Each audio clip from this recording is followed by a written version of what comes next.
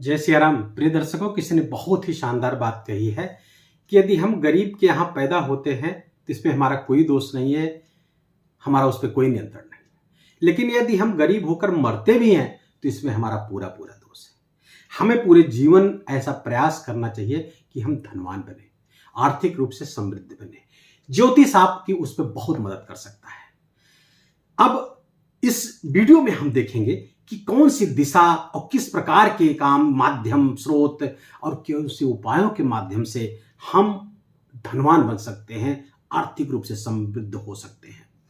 मिथुन राशि के जातकों के लिए जो धन के कारक हैं वो चंद्रमा है। द्वितीय स्थान धन का कारक होता है, आप जानते हैं। तो ये धन के कारक हुए, धन स्थान के पे बैठी हुई है कर्क राशि का अर्थात चंद्रमा आपके धन के कारक हुए। मिथुन राशि के जीवन में प्रायः कभी धन आता है, कभी नहीं आता है। एक निश्चित धन, मतलब मैं यहाँ पे केवल डिपॉजिट मनी की बात कर रहा हूँ, संचित कोष की बात कर रहा हूँ। कभी संचित कोष है, कभी नहीं है, क्योंकि चंद्रमा यहाँ पे स्थान परिवर्तित करता रहता है, जल्दी जल्दी बदलता है, और जहां जहां जाएगा वहां से संबंधित आपको धन से संबंधित स्रोत देगा या धन खर्च करवाएगा या ऑब्स्टिकल्स देगा धन के क्षेत्र में। तो ये चंद्रमा आपके उत्तर दिशा के कारक है। ये आपके ये होता है, ये वास्तव में अर्थ त्रिकोण होता है। द्वितीय स्थान अर्थ त्रिकोण में आपकी बैठी हुई है मोक्ष त्रिकोण की राशि कर्क राशि। कर्क राशि का स्वामी हुआ, दिशा हुई उत्तर। तो उत्तर की दिशा आपके लिए धन समृद्धि कारक होगी। आप अपने जन्म स्थान से या जहां लंबे समय से आप रह रहे हैं वहां से उत्तर दिशा की तरफ देखिए, या उत्तर की दिशा की तरफ आप व्यवसाय करें। घर से भी प्रवर्जन करना है, आपको जाना है घर से, तो आप उत्तर दिशा को ही सिलेक्ट करें। मान लीजिए आप सरकारी नौकर है तो कहीं भी आपका ट्रांसफर हो जाता है, वहां पे आप कुछ नहीं कर सकते। लेकिन यदि आपके हाथ में है, आपके नियंत्रण में है, तो उत्तर दिशा आपके लिए आर्थिक संपन्नता का कारक होगी, आर्थिक समृद्धि का कारक होगी। इसको नोट करके रख लीजिए। दूसरे, लाभ किधर से होगा आपका अधिक? तो यहां पर आपके लाभ मार्ग एकादश स्थान पर मेष राशि बैठी हुई है। मेष राशि के कारक होते हैं मंगल, और मंगल की दिशा होती है पूर्व। तो पूर्व दिशा आपके लिए लाभ के लिए बहुत आवश्यक होती है, बहुत जबरदस्त। अभी मैं उपाय बताऊंगा कि इनको कैसे और व्यवस्थित किया जा सकता है, इनका निरंतर लाभ कैसे लिया जा सकता है। गोचर में तो दशाएं परिवर्तित होती रहती हैं। अब इस वीडियो को आप मिथुन लग्न और मिथुन राशि दोनों से आधार पर देखिएगा, क्योंकि दोनों का आधार पर बिल्कुल सटीक होगा ये। अब इसी आधार पर बताने की हमारे पास व्यवस्था है, क्योंकि हमारे पास आपकी कुंडली नहीं है, आपका लग्न चार्ट नहीं है, नहीं तो उसमें और क्लैरिटी आती है और सटीकता आती है। उसमें देख सकते हैं कि इन भावों के स्वामी कहाँ बैठे हैं, किस स्थिति में बैठे हैं, तो उससे और स्थिति का आकलन किया जा सकता है सटीकता से। यहां पर हम आपके राशि और लग्न के आधार पर देख रहे हैं कि चंद्रमा आपके धन का कारक है और मंगल आपके आय के कारक है। तो मंगल की स्थिति अब परीक्षण के तौर पर हम देख लें कि मंगल की स्थिति को देखें गोचर में। अगर हम देखें, क्योंकि गोचर ही हम देख सकते हैं, गोचर में वर्तमान में मंगल तुला राशि में गोचर कर रहे हैं और 16 नवंबर तक यहां रहेंगे। तो आय का जो स्वामी है वो आपके मिथुन लग्न और राशि के आधार पर पंचम स्थान शिक्षा के स्थान पर बैठा हुआ, अर्थात शिक्षा से लाभ, ज्ञान से लाभ, नॉलेज से लाभ, बौद्धिकता से लाभ निरंतर कराते रहेंगे। और शिक्षा से, संतान से भी लाभ, संतान आपकी उम्र है, बड़ी हो चुकी है, तो उससे भी धन लाभ कराते रहेंगे, उससे भी आय होती रहेगी, उसका लाभ होता रहेगा, उसके माध्यम से आपको लाभ होता रहेगा। दूसरे, पहले के किए हुए जो काम है आपके, उससे भी आपको लाभ हो यहाँ पर होता है, क्योंकि यहाँ से पंचम स्थान से पूर्व के कर्म भी देखे जाते हैं, वहां से भी लाभ कराते रहेंगे। यही मंगल जब 16 नवंबर के बाद से वृश्चिक राशि पर आ जाएंगे तो ये सर्विस सेक्टर हो गया, प्राप्ति का स्थान हो गया। कहीं से आपका पैसा फंसा हुआ था, वो पैसा प्राप्त हो सकता है आपका, इस तरह से लाभ कराएंगे। हो सकता है कुछ आपका व्यय भी हो, ऋण वगैरह चुकाने में व्यय भी करवा सकते हैं ये मंगल, यहां से अपने घर से अष्टम आएंगे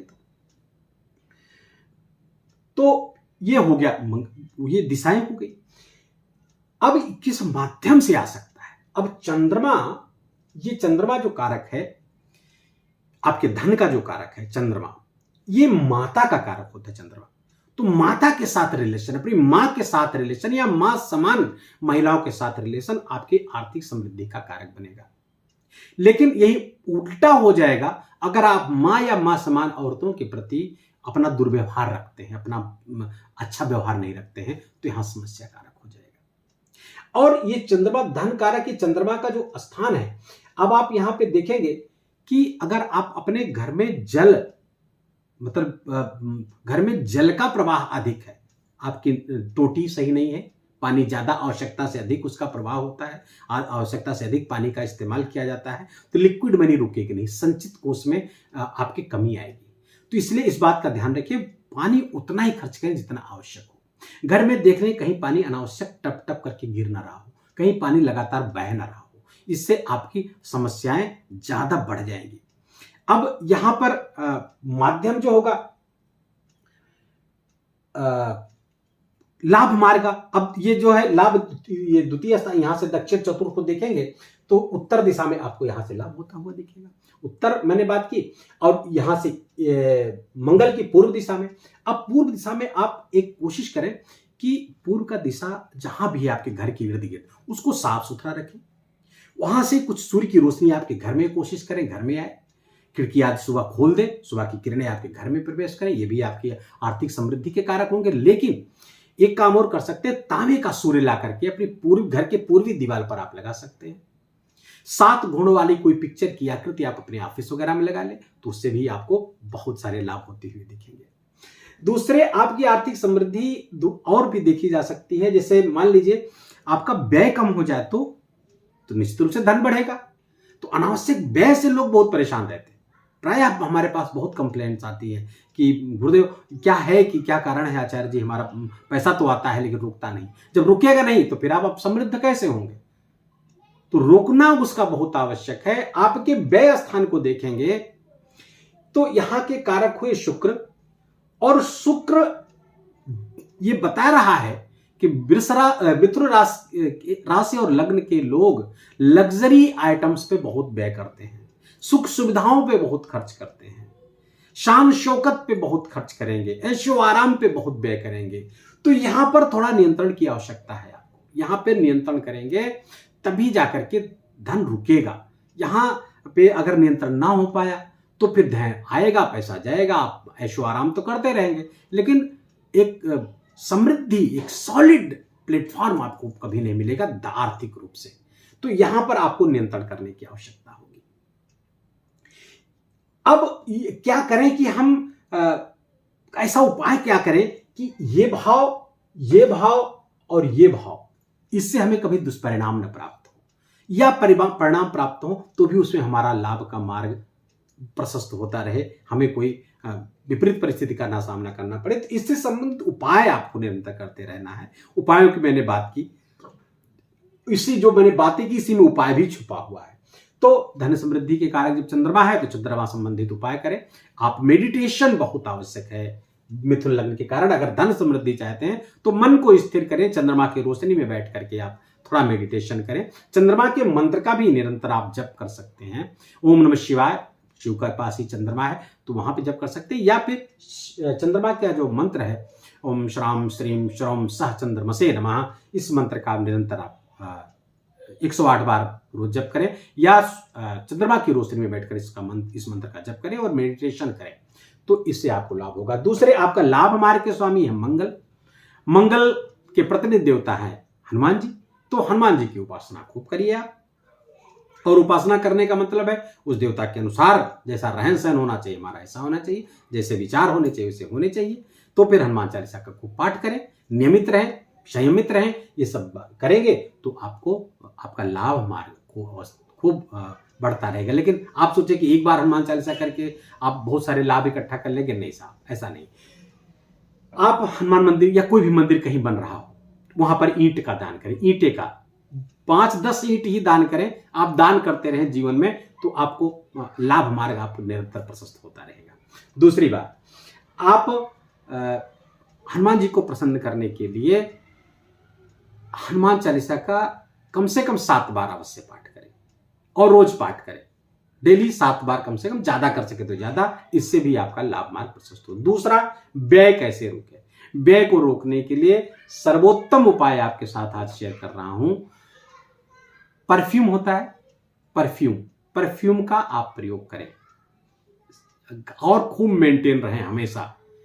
अब जो कल कपड़ा पहन लिया उसे आज मत पहनिए। साफ सुथरे रहें, मैं नया पहनने के लिए नहीं कह रहा हूँ, लेकिन आप साफ सुथरा रहें, मेंटेन रहें, बाल दाढ़ी बढ़े हुए न रहें, आप एकदम मेंटेन हमेशा अपने आप को बनाए रखेंगे तो ये शुक्र अच्छा फल देगा। प्लस आप श्री सूक्तम का पाठ भी कर सकते हैं, या फिर नहीं कर सकते तो ओम भार्गवाय नमः का 108 बार पाठ करिए। मंत्र नोट कर लीजिए, ओम भार्गवाय नमः। इस मंत्र को आप रोज 108 बार पाठ करेंगे तो निस्संदेह आपको धन समृद्धि की तरफ आपके कदम बहुत तेजी से बढ़ेंगे, बहुत तेजी से बढ़ेंगे, और आपको ये वीडियो हमेशा याद रहेगा, ये मेरा दावा है। आज के लिए बस इतना ही। माता लक्ष्मी खूब आप पर कृपा करें। नवंबर माह में दीपावली है, दीपावली की बहुत बहुत शुभकामनाएं। माँ लक्ष्मी आपके घर आए और स्थिर हों, ये बहुत जरूरी है, स्थिर हों। वीडियो कैसा लगा आपको? वीडियो में बताई बातें आपके समझ में आई, आपके काम की लगी, हमारा बोलना सार्थक लगा आपको, तो अपना प्यार भरा लाइक कमेंट जरूर करिएगा। कमेंट में जय सिया राम लिखिएगा। कोई समस्या है तो उसको भी लिख सकते हैं। चैनल को अभी तक सब्सक्राइब नहीं किया तो इसको सब्सक्राइब कर लीजिए। मिलते हैं शीघ्र ही एक नई वीडियो में एक नए विषय को लेकर के। तब तक के लिए जय सिया राम।